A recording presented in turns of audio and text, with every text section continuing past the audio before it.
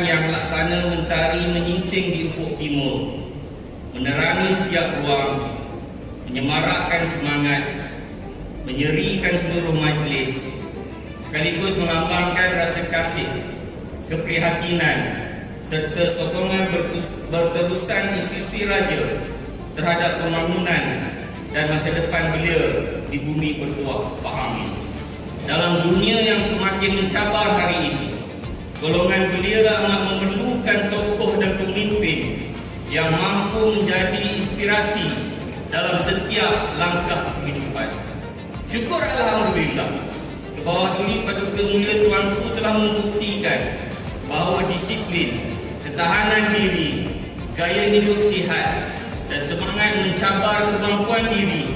bukan sekadar ucapan atau ungkapan, tetapi diterjemahkan melalui tindakan yang konsisten. Sesungguhnya amat beruntunglah rakyat Pahang apabila dikurniakan seorang pewaris takhta yang tidak pernah jemu untuk berlari dan bersukan bersama rakyat, mendaki gunung, menyertai latihan ketenteraan, menyahut cabaran sukan lasak, serta sentiasa menguji kemampuan diri demi mempopularkan gaya hidup sihat di kalangan rakyat jelata di negeri ini.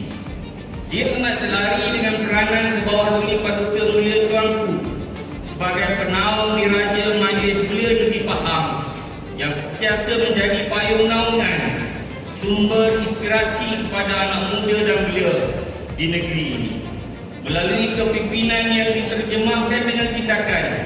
ke bawah Duli Paduka Mulia Tuanku telah memperlihatkan bahawa belia bukan sahaja perlu dibimbing dengan nasihat, bahkan lebih berkesan apabila dipimpin melalui contoh dan teladan yang dapat dilihat, dihayati serta dicontohi oleh segenap lapisan anak muda.